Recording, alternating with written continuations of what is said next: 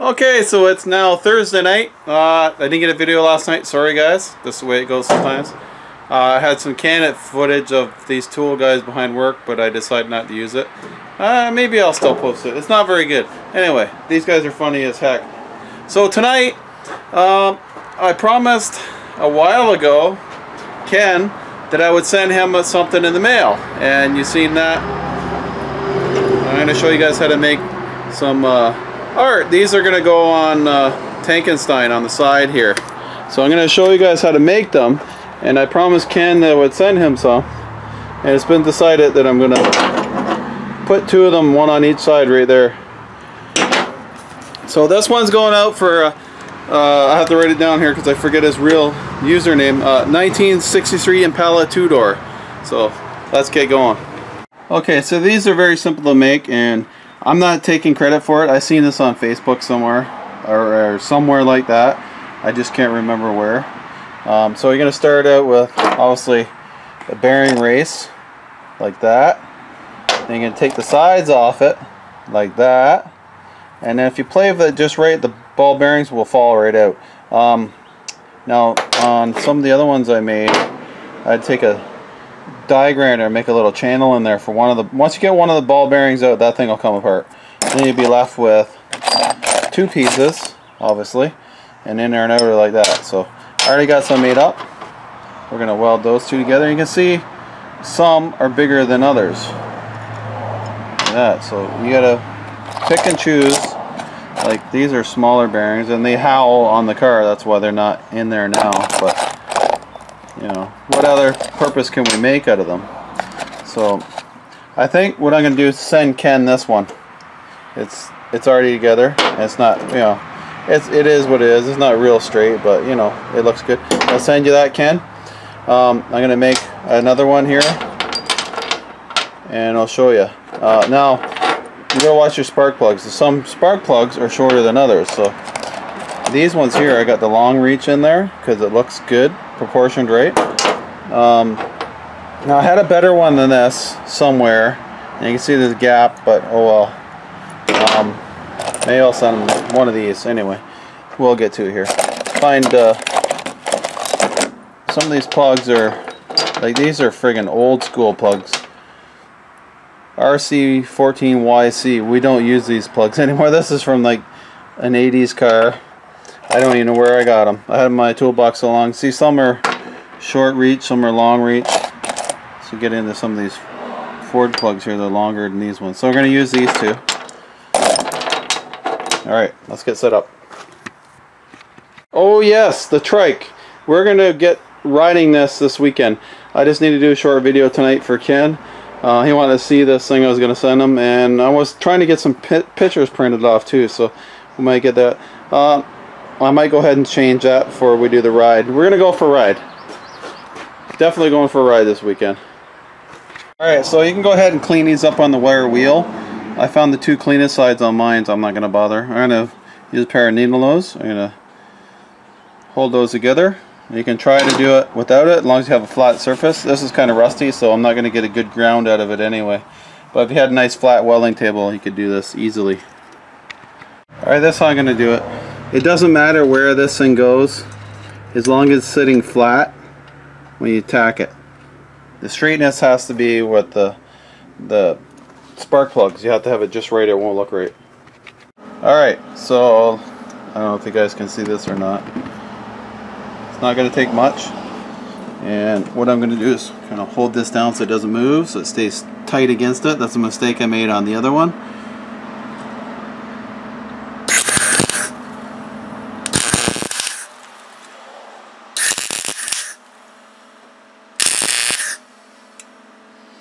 Just like that. I hope I didn't wreck my camera. Now remember, we're working on the back side of this.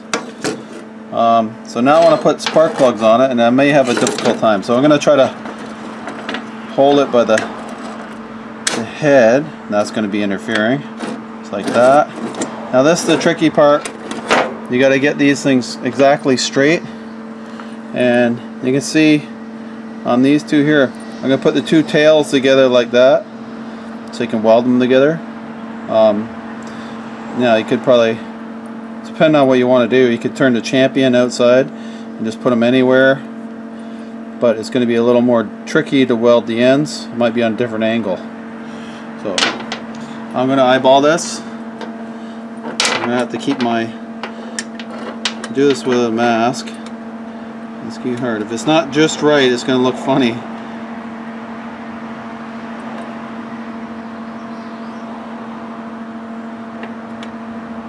So I want that somewhere